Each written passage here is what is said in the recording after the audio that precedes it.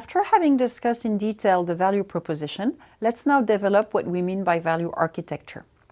We explain in our introduction to the business model that the value architecture is about the how. There are different aspects of the how to envisage if we want to fully understand, grasp, and describe the value architecture of a business model. First, the value chain. Second, the strategic resources. And third, key competencies. The value chain of a business is a set of activities that it performs in order to deliver its products or services to the market. It is usually presented in the following way.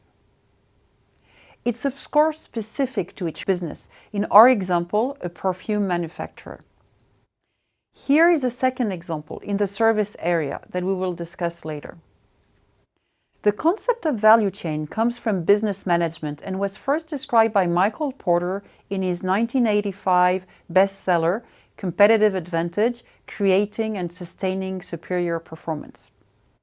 In the value chain that Michael Porter proposed, he distinguished primary activities, those that create more value, and support activities. The value chain proposed by Porter is not a one-fits-all description. Once again, it has to be adapted to each business. The appropriate level for constructing a value chain is the business unit, not the division nor the corporate level. And this is why it is an analysis well suited to the business model approach.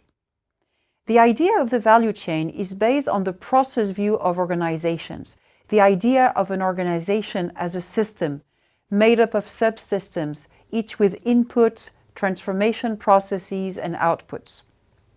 Inputs, transformation processes, and outputs involve the acquisition and consumption of money, labor, materials, equipment, buildings, lands, administration, and management. Products or services pass through activities of a chain in order, and at each activity, the product or service gains some value. The chain of activities gives products or services more added value than the sum of the added values of all activities.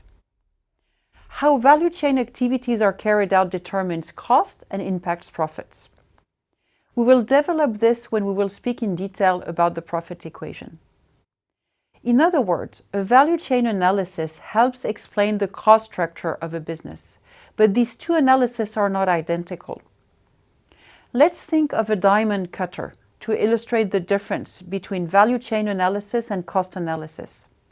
The cutting activity may have a low cost, but the activity adds a lot of value to the end product, since a rough diamond is much less valuable than a cut diamond. There are two important elements that I would like to stress about the value chain.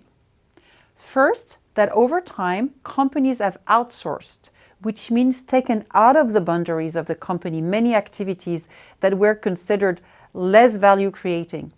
For example, manufacturing in the apparel or pharmaceutical industries.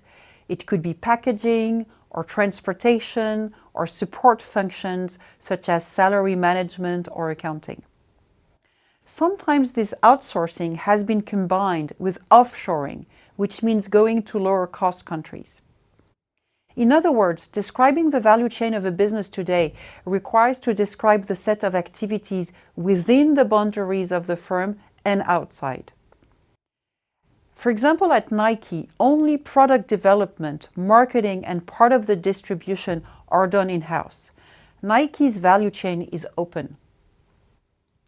Second, let's remember that a firm's value chain forms a part of a larger stream of activities called a value system or an industry value chain. It includes the suppliers that provide the inputs necessary to the firm, along with their own value chains, and the distributors, which also have their own value chains, all the way to the customers. All parts of these chains are included in the value system. Here we are showing the solar industry value chain. Very often, the phrase value chain is used without any specification, equally to mention a business value chain or an industry value chain. So let's be precise. And today, we discuss the business value chain. It is an interesting approach to describe the inside of a business, but in no way sufficient.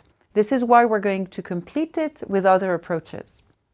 So we will meet you soon to discuss the notions of extended value chain and strategic resources to supplement and finalize our approach to value architecture.